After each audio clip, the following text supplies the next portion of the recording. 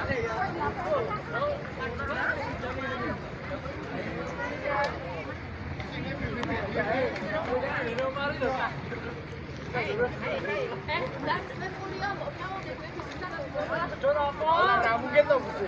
roto Mbak RT 1.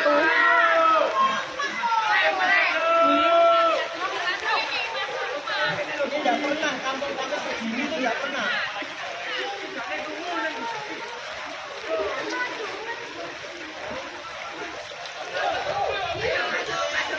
Dari tadi ngapain Pak? Underpass Joglo gagal total guys. Gagal total guys, lihat. Kayak gini mau dilewati mobil. Satu arah, terus Sambirejo tenggelam. Kampungnya udah tenggelam terusan. Kayak gini mau diresmikan sama Pak Gibran Raka Buming Raka. Silakan diresmikan dan ditenggelamkan. Sepure tok sing diselametke lewatin dhuwur. Parah.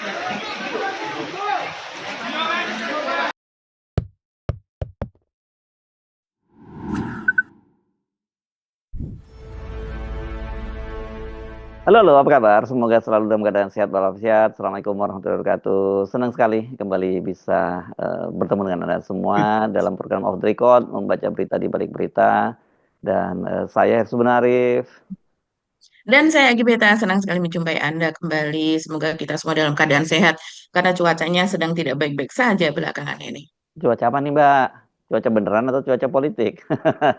Dua-duanya, Mas Hersu. Oh, dua-duanya ya, karena lagi rame memang ada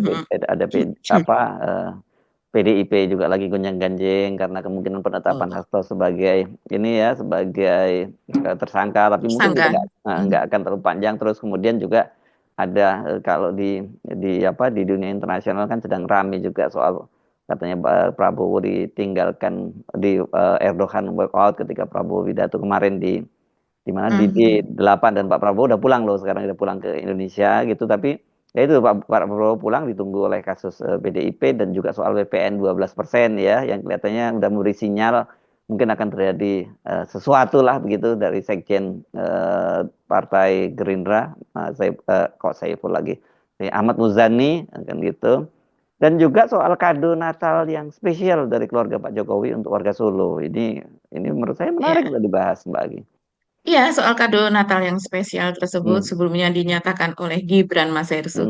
Jadi sebelumnya itu Gibran ketika dilantik pada tanggal 20 Oktober, 2 pekan kemudian, pada kunjungannya ke Solo untuk pertama kalinya setelah dia menjadi Wapres, itu kan dia mengunjungi Simpang Joglo. Di mana di situ kan memang Simpang Joglo iya. ini kemarin yang dipakai Pak Jokowi untuk kampanye juga ya, yang ngajak calon wali kota Solo untuk meninjau itu gitu, dan orang bingung.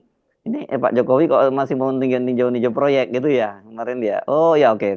Lanjut. Ya, karena Simpang Joglo itu adalah proyek bersama ya, bersama antara Jokowi dengan anaknya, yaitu karena tentu saja bersama dengan Kementerian Perhubungan dan juga PUPR.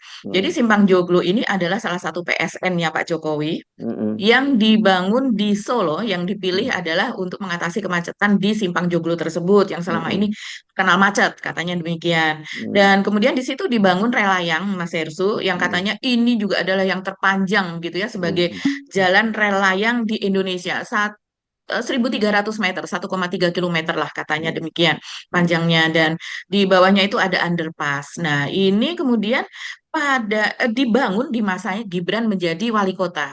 Begitu. Yang kita waktu itu sering percakapkan juga ya, bahwa banyak sekali PSN dan juga banyak duit dari pusat begitu menggelontornya itu ke Solo lagi. Kita tahu Gibran ini memiliki sekitar 16 proyek strategis lah begitu ya, yang ada di Solo ketika itu, dan itu membuat Solo itu sangat-sangat moncer. Nah, ini salah satunya adalah jalan rel layang dan juga underpass begitu, yang Gibran ketika itu 2 pekan sesudah dia dilantik, dia berkunjung ke Solo, mendatangi lokasi tersebut. Dan memang iya, rel layang ini Mas Irsu dengan penampakannya yang melengkung begitu ya, berwarna merah itu sangat-sangat kalau dari jauh saja sudah kelihatan gitu, dan katanya ini akan menjadi ikon dari Solo begitu ya, sangat ikonik lah begitu. Warnanya apa merah, Jadi Mbak? merah warnanya Mas Ersu. Saya kira Jadi mungkin sebentar lagi diganti tuh warnanya kalau lihat itu. nah itu kalau kita melihat ya, banyak juga di Eropa, banyak juga di Cina begitu kan. Warna itu memang celeng banget sih Mas Ersu, baik siang maupun malam gitu ya. Apalagi sekarang kan musimnya tuh Instagramable begitu. Warna-warna seperti itu Iya, memang indah kalau ada iya, di foto. tetapi kan itu sekarang sensitif dan saya kira mungkin bisa jadi semacam traumatik buat keluarga kan setelah dipecat gitu. Ya, kan warna Ya, merah ya, itu ya. gak identik dengan PDIP bagaimanapun juga. PDIP, Dan mereka kan ya. sekarang sudah tidak boleh lagi pakai warna-warna yang berkaitan dengan merah-merah. Nanti dikira mau kudeta, dikira mau awut-awut kongres lagi nantinya. Hmm, kok dikira? Bukannya emang iya? Oh, oh iya ya. Oh iya ya. Oke. Menarik Ya. itu ya. Jadi PSN Mm, itu apa? Jadi ini semacam apa ya? Semacam kebanggaan bersama begitu ya buat Pak ya. Jokowi Gibran dan ini sebenarnya yang apa? Yang benar-benar absah Gibran tuh ninjau-ninjau ninjau proyek ya hanya ini ya rupanya di Mm, Solo ini. Kalau yang lain kan aneh dia betul. tiba-tiba ninjau-ninjau proyek. Selama ini kan kalau Mhm, mau foto-foto untuk bikin status kan Gibran juga selalu ninjau proyek-proyek begitu ya. Oke, mhm, tapi apa mhm. ceritanya ini? Ini betul-betul kebanjiran proyek Solonya atau ini yang memang bikin banjir di Solo gitu? Ini banjir beneran Mas Ersu. Jadi ini nggak Oh, main-main nih. Iya, oh, ini oke, bikin sengsara begitu ya. Jadi hmm, ceritanya adalah salah satu proyek nasional warisan dari Jokowi, hmm, tinggalan dari Gibran begitu, hmm, yang belum hmm, selesai sekarang hmm, pembangunannya dan kemudian ini membuat sengsara penduduk sekitar. Jadi ini letaknya ini ada di Kampung Sambirjo, Mas Ersu tepatnya, Kelurahan Banjarsari, Kecamatan Banjarsari. Karena Solo itu kan cuma ada 5 kecamatan ya, hmm, hmm. dan ini ada di Kecamatan Banjarsari.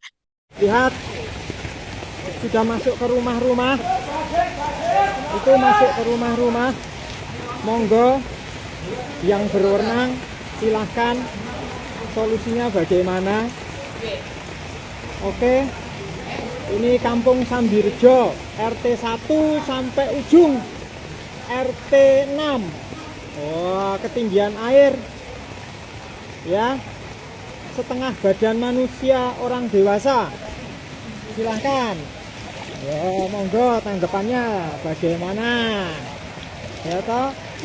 Wow, ini efek dari pembangunan underpass dan elevated railway Simpang 7 Joglo. Ya kan? Nah, seperti ini. Monggo. Nah. Gibran Raka Buming Raka. Silakan diresmikan dan ditenggelamkan. Sepure tok sing diselametke lewatin dhuwur. Parah. Sebelumnya kalau saya baca-baca riwayatnya ya, daerah tersebut itu memang suka kalau ada hujan cukup panjang siang sampai sore seperti itu ya, itu genang lah gitu. Dikatakan banjir yang meluap juga tidak, tapi sudah istilahnya tergenang kalau masih semata kaki seperti itu. Tapi sekarang ini sudah setinggi lutut orang dewasa. Bahkan di beberapa tempat itu sudah masuk ke rumah warga yang ada di situ. Jadi ada 2 RT, RT 1 dan RT 2 yang terdampak. Hmm, hmm. Masing-masing RT diperkirakan ada 50 rumah, jadi kurang lebih ada 100 rumah itu yang terdampak. Dan ini warga kesal betul karena memang ini Oh, sudah dua ah, kali banjir Mas Hersu. hmm, Saya lihat di berita kalau tidak salah itu awal Desember sudah banjir, sekarang hmm, banjir lagi. Yang banjir ini artinya sesudah hujan selesai, situ daerah itu tetap tergenang bahkan sampai keesokan harinya begitu. hmm, Dan memang di situ diakui oleh camatnya juga diakui oleh Wika yang membangun di situ juga begitu Mas. Gorong-gorongnya itu kurang. Ini kok terus ngomong Aduh, gorong-gorong ya. itu dia Tapi saya ternyata sensitif loh Mbak Agi karena ada dua hal yang sensitif Anda dari tadi ngomong saya perhatiin saya diam-diam gawat ini Mbak Agi ngomong satu ya satu pertama tadi banjir ya kedua soal Mhm, gorong-gorong lengkap ini mhm. karena saya kira gampang nanti Gibran atau Pak Jokowi Gibran saya kira yang akan jawab bahwa soal banjir di sekitar di Sambi apa nama desanya tadi Sambirjo ya Iya, Sambil Rejo. jadi Sambirjo itu akan bisa selesai kalau dia jadi presiden. gitu loh. Jadinya nanti bisa jadi nggak jangan Betul. sekarang ditunjuk, tunggu dulu Gibran jadi Mm, presiden itu nanti baru bisa mm, selesai gitu. Tapi kok betul. masalahnya gorong-gorong nanti ada yang masuk gorong-gorong pula padahal kayak di Jakarta orang udah banyak nutupin gorong-gorong gara-gara itu gitu. Iya, dan nanti berlanjut lagi. Ternyata setelah Gibran jadi presiden, nggak selesai juga banjirnya seperti di Hmm. Jakarta. Nah, ini harus kerjaan etos dong Mas Hersu yang harus jadi presiden Iya lagi. betul. Oke, Jadi lanjut nurun lagi ya. terus Iya gitu. iya. Ya, Ulangi, jangan jangan jangan manggil tema-tema yang sensitif banget deh tadi. Gorong-gorong, banjir dan sebagainya itu rada rawan itu atau tepi jurang itu. iya, iya, betul, betul sekali. Tapi ini memang menjadi judul dari Hmm. berbagai media setempat, Hmm. media lokal maupun media nasional. Dan ternyata memang itu salah satu penyebabnya, Mas Hersu. Jadi kalau Hmm. saya baca dari beberapa liputan yang ada di daerah begitu, eh, memang gorong-gorong itu seharusnya ada untuk menuju ke kali yang tidak jauh dari situ, begitu ya. Hmm. Jadi lebih cepat lah itu limpasan dari air hujan tersebut. Tapi ternyata itu belum dibangun. Yang sudah ada sebelumnya pun itu kecil begitu. Jadi seharusnya diperlebar. Nah, sekarang mungkin yang akan diupayakan tuh itu. Tapi apakah itu akan mengatasi kita belum tahu. Tapi yang jelas ini warga masyarakat mempertanyakan soal AMDAL, analisa mengenai dampak lingkungan. Kah ada begitu kan? Sudah ada belum sih sebetulnya AMDALnya itu di situ? Karena kita tahu ya dari berbagai kejadian Pak Jokowi ini kan seringkali list SN yang sudah ada kemudian diganti tiba-tiba. Hmm. Toh tiba-tiba ditambahi sebelum dia lengser sudah ditambahi begitu.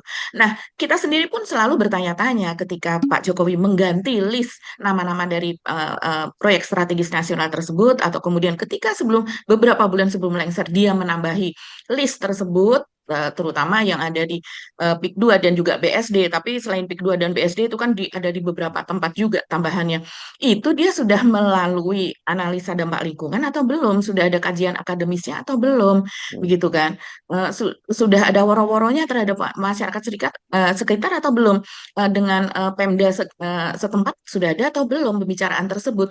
Kan Hmm. seperti kayak orang ya, kayak orang ujian atau apa saja yang tambahin ini soalnya, oh ya soal Hmm. yang itu dihapus tanpa ada mukadimahnya, tanpa ada prolognya, tanpa ada Hmm. Hmm. kajian yang awal-awal yang pre-prenya itu kan seperti diabaikan begitu Mas Hersu. Yang penting Nah, apa? ini Kerja makanya kerja kerja, pokoknya begitu yang ya. penting kerja, kerja, kerja. Makanya sekarang yang Hmm. terjadi di Solo, ini salah satu warisan Hmm. yang akhirnya kita melihat, oh begini loh. Ini kan juga terjadi di IKN kan Mas Hersu. Kita kan Iya. sudah pernah bahas di content of the record juga, di mana terjadi banjir di sana yang ada yang di sekitar bendungan yang ada di sana gitu. Jadi warga sekitarnya terkena dampaknya karena ternyata air yang ada di jalan tidak bisa masuk ke dalam sungai yang ada yang kemudian di bendung tersebut karena ternyata dinding yang dibangun itu lebih tinggi daripada jalan. Hmm. Jadi hal-hal yang seperti itu yang akhirnya masyarakat yang terkena ingin membuat sesuatu yang ikonik di dalam kota, tapi masyarakat harus menanggung akibatnya. Iya, Begitu. iya. Ya dan waktu itu sebenarnya yang bagian dari ikonik itu sebenarnya tujuannya juga kita mesti sadari bahwa itu bukan semata-mata untuk kepentingan warga Solo, tapi lebih pada Betul. kepentingan untuk campaign dan sebenarnya akhirnya Hmm, tujuannya yang menjadi cawapres sekarang, hmm, menjadi wapres sekarang ini. Sebenarnya itu kan semua tujuan dari kenapa kemudian hmm, digelontorkan bahwa kemudian narasinya bahwa dia adalah wali kota yang sangat berhasil dan sebagainya. Kan itu betul. kira-kira gitu dan Hmm, terus ini berlanjut terus loh sampai sekarang hal semacam itu ya. hmm, Tapi saya nggak tahu kenapa ya. Ini jadi beban bangsa ini jadinya ya kalau terus menerus seperti ini. hmm.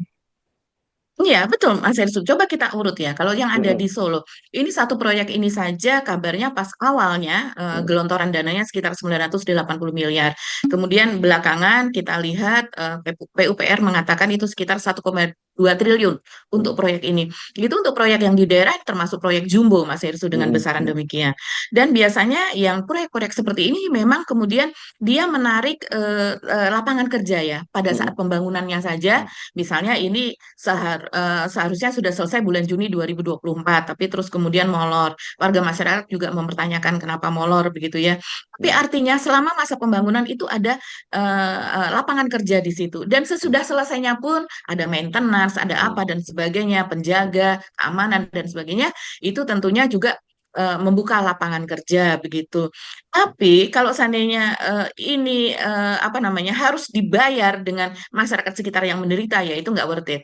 Dan kemudian ini untuk siapa? Ya seperti kata Mas Irsu tadi, itu semua yang ada di Solo itu kan kemudian dikumpulkan sebagai sesuatu yang Solo ini luar biasa pembangunannya di masa Hmm. Gibran begitu kan. Hmm. Tapi itu adalah uang dari pusat, uang dari bapaknya yang memang dialokasikan ke sana. Walaupun mereka sudah membantah segala macam, tapi para pengamat ekonomi, ya, para ekonom, para pengamat politik, semuanya, hampir semuanya itu mengatakan demikian. Itu tujuannya Uang ke situ. Dan akhirnya uang uang dari bapaknya uangnya dari mana, Mbak? Mesti dari jangan berhenti. rakyat, Oh, gitu. itu mesti Iya, dijelasin. Oke. bapaknya hanya mengalokasikan saja, begitu kan, untuk pembangunan di daerah anaknya. Dan artinya kita ketahui memang tujuannya adalah untuk mengglorifikasi pekerjaan Gibran. Dan Gibran di mana-mana selalu mengatakan bahwa pertumbuhan ekonomi di Solo jauh lebih tinggi. Kalau Hmm. nasional hanya 5, sekian, kami sampai 6,2. Itu kan luar biasa. Terus kemudian Solo terpilih menjadi apa kota dengan pertumbuhan tertinggi apa dan sebagainya. Terus kemudian juga apa berhasil membangkitkan ekonomi dengan ribuan lapangan kerja baru dan sebagainya. UKM di sana tumbuh, ya UKM jelas tumbuh Mas Erisu pada masa gelaran G20 saja. Itu kan berbagai G20-nya ada di Bali, tapi Hmm. berbagai gelaran UMKM dari negara-negara lain itu kan memang di situ untuk menumbuhkan UMKM. Mereka datang, terus kemudian ada gelaran apa ya namanya festival kesehatan semacam itu, begitu kan. Kebanyakan itu adalah juga dari apa dari industri-industri menengah begitu, dari luar negeri dan dari dalam negeri begitu. Healthcare semacam itu juga dilakukan di sana, di mana kemudian seperti jamu-jamuan apa dan sebagainya. Kita mendukung itu begitu, tapi kita mempertanyakan kan ada Jogja, kan ada Surabaya, kan ada Ponorogo misalnya, juga ada tempat-tempat yang lainnya begitu, yang di Sumatera, yang di mana begitu. Kenapa semuanya Solo gitu ya. dari Kementerian Pariwisata, Kementerian Keperhubungan, Kementerian semuanya di sana. Dan kita tahu awal-awal Gibran menjabat saja, Mas Yesu berkali-kali mengatakan itu banyak sekali menteri yang langsung Iya, sowan iya. ke Solo, sowan Sampai ke berapa Solo. catatannya waktu itu selama 2 tahun itu sampai ada 25 orang menteri yang Hmm, datang ke sana gitu hmm, per tahun pertama. Jadi berarti sebulan itu bisa sampai 2 orang menteri gitu. Dan jangan lupa hmm, itu bukan hanya proyek-proyek pemerintah yang mengalir ke sana, ada perusahaan swasta internasional, misalnya Shopee juga yang membuka kantor di ya, sana. Yang kemudian kalau kita ngomong Shopee ini pasti ada kaitannya dengan pesawat private jet yang digunakan oleh Kaisang dan Erina istrinya ke Amerika beberapa waktu yang lalu betul. gitu, Pak. Jadi Hmm, betul-betul hmm, hmm, memang ini udah rencana sejak jauh-jauh hari gitu. Jadi dan hmm, kita hmm, ya nggak terlalu berlebihan kalau sekarang melihat semua gerakan-gerakan Gibran itu memang hmm, hmm, merupakan bagian dari kampanye sejak dia iya, dilantik. Bahkan mungkin sebelum hmm, dilantik dia udah ada hmm, hmm. roadmap-nya untuk menuju Pilpres 2029 itu nanti.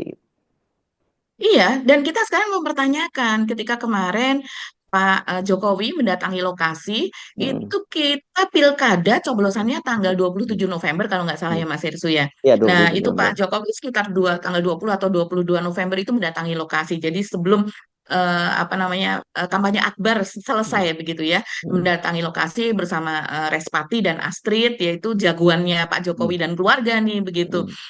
Yang memperlihatkan seolah-olah bahwa ini loh warisannya dan warisan ini nanti akan dilanjutkan oleh pasangan ini begitu. Begitu juga dengan Gibran ke sana pakai maung loh Mas Hersu Oh ya? pada awal November itu. Jadi 20 Oktober dilantik, awal November sudah datang ke lokasi dengan memakai maung, bawa susu. Nah, jadi nggak Kenapa lupa nih kenapa nggak pakai pakai SMK maung. ya? Karena kok mau ya aneh ya. Hmm. Iya, kok pakainya maung? Kenapa bukan SMK gitu? Padahal Hmm. katanya di Jawa Tengah ada pabrik SMK kan. Hmm. Nah, dia Hmm. juga nggak lupa bawa susu dan bagi-bagi susu kepada warga. Hmm. Tapi sekarang setelah terjadi banjir, bahkan sudah minimal 2 kali banjir begitu Hmm. ya, dan warga itu sudah melaporkan berkali-kali kemana 2 orang ini. Hmm. Jokowi dan Gibran ini, kok Hmm. mereka nggak meninjau ke lokasi ya Mas Hersu ya? Hmm. Jadi ini menjadi pertanyaan juga gitu kalau kemarin dalam hal yang seperti itu seolah-olah ini sudah dibangun dengan baik begitu, mereka menjadikan itu sebagai alat untuk mendongkrak elektabilitas atau popularitas. Tapi sekarang ketika dalam keadaan seperti ini, kemana nih perginya Pak Jokowi? Pak Jokowi jangan hanya ke Jakarta saja Pak, ke Medan saja Pak. Itu kan cuman berjarak berapa kilometer dari rumah Bapak nih lokasi banjir sekarang ini. Ya. Jadi betul-betul ini ya, dan ini kan kalau kita ngomong baru skala Solo ya, belum lagi ngomong untuk skala nasional berkaitan dengan PSN itu kan banyak sekali yang sekarang dampaknya itu ya kepada pemerintahan Prabowo ya, boncos ini Betul, APBN itu boncos. karena tadi ya saya kira salah satunya ya karena Mhm. karena PSN semacam itu gitu. Betul, Mas Hersu. Jadi eh, selama masa Jokowi ini mengenalkan PSN dari sejak tahun berapa ya? 2015, 2016 lah Pak Jokowi itu pertama kali dia ngomong soal PSN itu. Itu menurut catatan saya baca ini di Tempo.co ya. PSN era Jokowi merampas 571.000 hektar tanah rakyat. Nah, Hmm. KPA ini konsorsium agraria itu ya mendesak untuk dievaluasi agar hari itu dievaluasi. Ini boncos betul Pak Prabowo. Ini Menteri Pertanahan, BPN ini menjadi apa? Ini kan kemudian terjadi sengketa di situ, terjadi saling lapor melaporkan, Hmm. pengadilan apa dan sebagainya, dan kemudian tentu BPN itu berperan di situ. Ini buang apa? Buang energi, buang duit yang sebenarnya tidak perlu begitu Mas Hersul. Apalagi ini kemudian akan mensejahterakan rakyat dan juga membangun ketahanan pangan rakyat dan sebagainya. Hmm. Tapi yang dirampas ini kebanyakan adalah kebun, sawah, yang dimana untuk menghasilkan makanan untuk ketahanan pangan tersebut dan juga untuk mensejahterakan rakyat. Tapi rakyat kok bisa tanahnya dirampas seperti itu begitu, bahkan sampai 571.000 hektar. Ini kan luar biasa, sangat kontradiktif gitu. Tujuan negara begitu ya, tujuan negara mengawal keadilan dan sebagainya kontradiktif dengan perbuatannya begitu. Hmm. Nah, tapi bagaimana ya? Ini orang banyak sekali yang menginginkan agar hal seperti ini itu dibuka, diusut begitu kan. Eh, kita jangan jangan karena misalnya presiden itu dia kebal, tidak bisa diusut apa dan sebagainya begitu. Saja harus ada yang bertanggung jawab, entah Pak Hmm. Jokowi, entah orang di bawahnya dan sebagainya, Mas Hersu. Ya, dan PSN ini kan dampaknya di mana-mana memang seperti yang Anda sebut tadi ya. Betul. Jelas sekarang Rempang udah mulai bergolak lagi begitu ya. Mhm, Kemarin ada mhm. juga satu proyek saya apa ya, Waterfront Mhm. City juga ya kalau tidak salah di Surabaya yang dikunjungi juga oleh Oh Said iya, Didu ya. iya, Yang menarik kemarin kan Said iya, Didu bersama teman-teman juga datang ke Rempang ya setelah betul, betul. aksi Mhm, penyerbuan oleh para pegawai ya, pegawai PSN di situ juga ya. mhm, Eh, mhm. eh, apa PT MEG ya Mbak ya yang jadi MEG, Makmur ya Elok Makmur Graha Elok ya. Graha ya. Mhm, Jadi memang mhm, betul-betul ini warisan Pak Jokowi itu betul-betul merusak semuanya ya, bukan hanya merusak cara ekosistemnya, kemudian merusak kehidupan masyarakatnya dan juga yang jelas merusak APBN negara sehingga sekarang ini mhm, benar-benar berbagai manuver dilakukan oleh Pak Prabowo untuk bagaimana menyelamatkan ini. Salah satunya termasuk soal PPN 12% ini yang itu juga sebenarnya ya. warisan Pak Jokowi ya. Jokowi. Dan belakangan sekarang ini kan akhirnya meskipun sempat dikeroyok rame-rame gitu PDIP, mereka terpaksa kan selama ini nganggap bahwa yang seperti dikatakan oleh Airlangga Hartarto bahwa itu amanat undang-undang dan terkesan bahwa itu adalah inisiatif DPR. Ternyata kemudian diketahui bahwa itu adalah usulan dari pemerintah juga seperti biasa, kemudian disebut sebagai inisiatif DPR kan. Dengan karena apa bedanya kan inisiatif DPR dan pemerintah itu kalau DPR kan dianggap itu representasi dari keinginan rakyat kan gitu Mhm, karena mhm, nah, ternyata mhm, sekarang politisi PDIP ini mengunggah ini, Pak. Saya namanya tiba-tiba mhm, kok lupa ini. Oh, Guntur Ramli. mhm. Guntur Ya, Ramli Guntur yang Romli. ya Guntur Mhm, Ramli, tapi ini baru ya PDIP yang makanya saya lupa ini. mhm, mhm. Ini dulu sebenarnya termasuk buzzernya Pak Jokowi sebenarnya ya, Guntur Ramli. Oh ya, teman-temannya Ade Armando, Denny Hmm, Siregar dan sebagainya, tapi ya. kemudian mereka berpisah jalan. Ya, ya, dia mengunggah itu ada surprise dari Pak Jokowi Mhm, yang betul. menunjukkan bahwa itu Mhm, adalah usulan dari pemerintah untuk membahas segera RUU HPP ya, apa HPP itu mhm, harmonisasi peraturan perpajakan yang sekarang menjadi mhm. bom waktu ini buat Pak Prabowo juga begitu. Ini sangat menjadi bom waktu bagi Pak Prabowo karena surprise itu memang ketika waktu itu Pak Jokowi statusnya masih menjadi kader PDIP begitu ya Mas Mm, Irsu ya. mm, mm, Jadi memang PDIP kan apa namanya ada di legislatif tapi yang menjadi penguasa di eksekutif kan juga kadernya PDIP, mm, mm, sehingga itulah yang kemudian dikatakan begitu bahwa ini adalah usulan PDIP. Tapi kan Bu Mega juga pernah mengatakan pada sekolah partai kalau tidak salah ketika itu dia mengatakan jangan membuat versi-versi kata begitu, versi-versi soal kebangsaan. Jadi sudah ada itu sudah ada oleh para founding fathers kita gitu, maksudnya jalan-jalan ininya, jalan kebangsaan kita, jangan membuat versi-versi yang seperti itulah gitu. Versi-versi ini mungkin adalah ya itu tadi seperti PSN lah, berbagai proyek yang ini, kemudian yang tidak dengan peraturan-peraturan yang tidak mentaati peraturan itu seolah-olah adalah mereka anti NKRI, bahkan yang proyek waterfront city. Oh, Waterfront land kalau yang foto. ada di Surabaya, itu ada netizen yang mengatakan gini, setiap orang yang menentang waterfront land ini lalu dikatakan pasti orang Madura. Saya jadi kasihan ya, jadi akhirnya berbau apa ya, berbau rasis begitu Mas Hersu, karena memang kita tahu orang Madura ini mereka adalah juga nelayan, mereka adalah juga pelaut, mereka biasanya menghuni daerah di pesisir Jakarta saja banyak orang Madura, banyak orang Makassar gitu kan, jadi mereka memang orang-orang pesisir itu mereka bercampur baur lah di mana-mana, mereka beranak pinak begitu ya, berkeluarga satu sama lain, jadi pasti bersaudara begitu kan.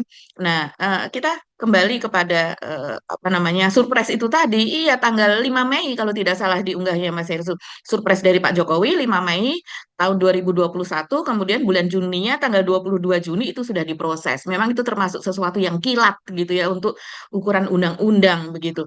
Tapi saya rasa ketika itu kan Pak Jokowi juga sudah ada ya samar-samar ingin 3 periode lah begitu ya. Jadi kalau seandainya surprise ini kemudian menjadi undang-undang apa ya dia Iya.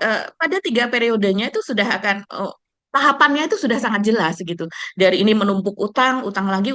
Nah, nanti pada itu kemudian sudah boncos kan banyak sekali utang. Ya, itu kan bisa ditambal gitu dengan PPN itu tadi begitu.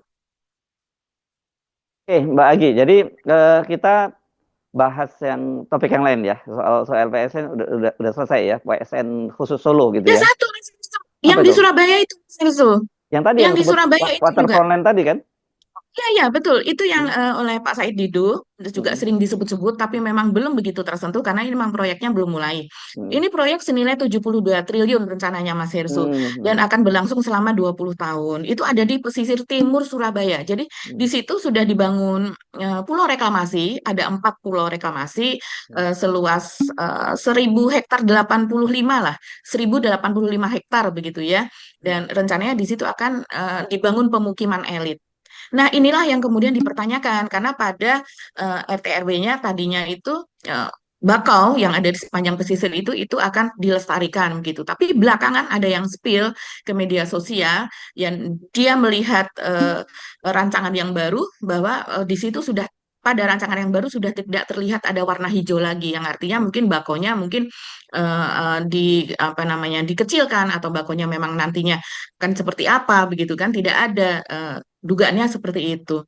Tapi kalau saya melihat bako itu tumbuh berdasarkan pasang surutnya air selama ini.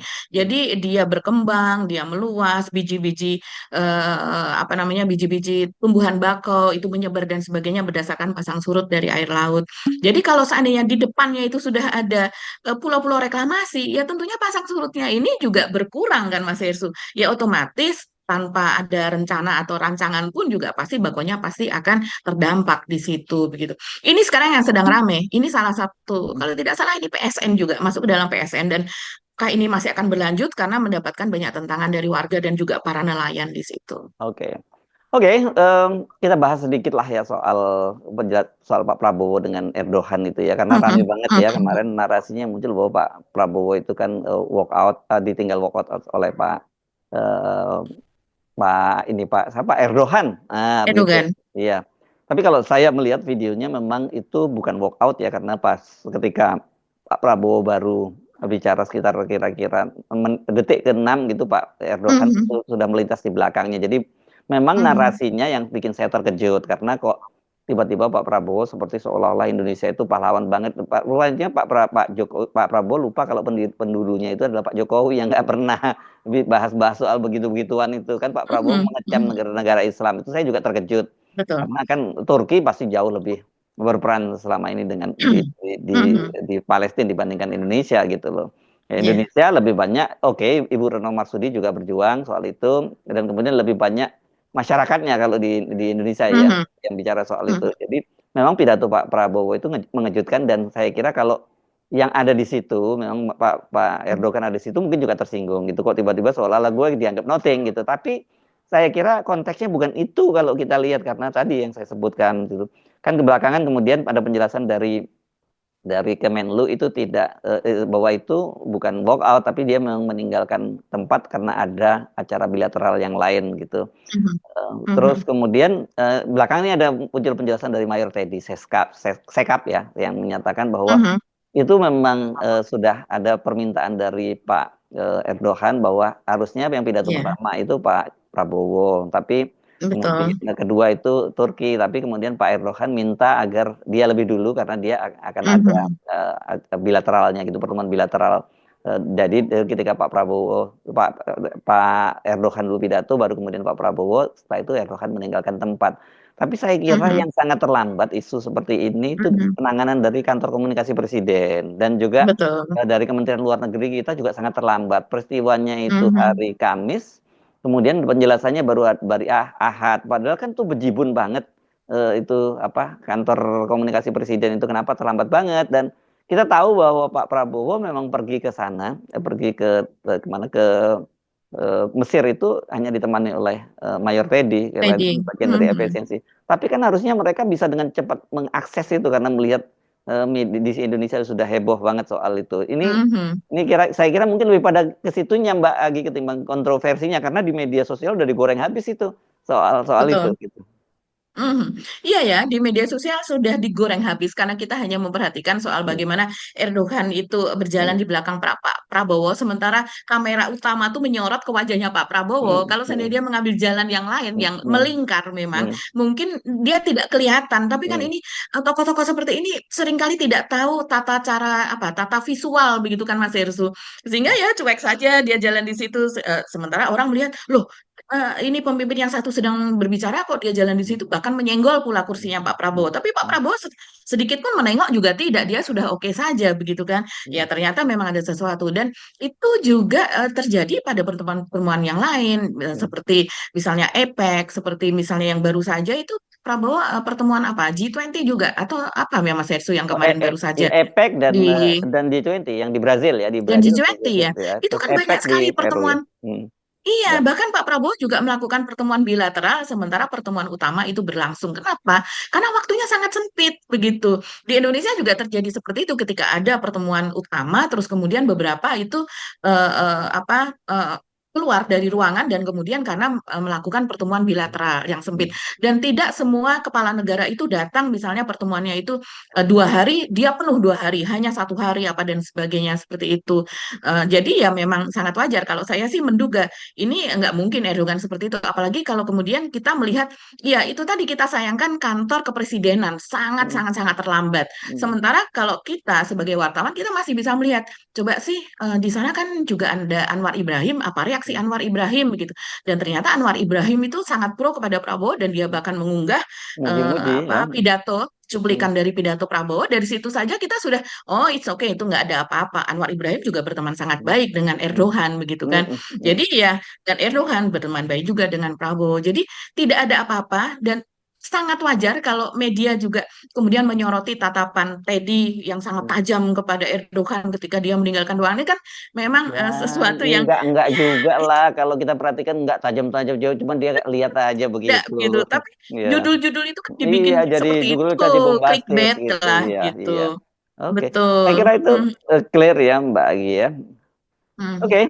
kita Iya ya, clear ya, clear. ya. Mhm, Oke, kita lanjutkan lagi besok ya perbincangan kita. Kita mesti mohon pamit dulu ya, mhm, Mbak Agi. Saya harus benar. mhm. Dan saya Agi Beta, terima kasih atas perhatian Anda. Tetap salam 0%. Wassalamualaikum warahmatullahi wabarakatuh.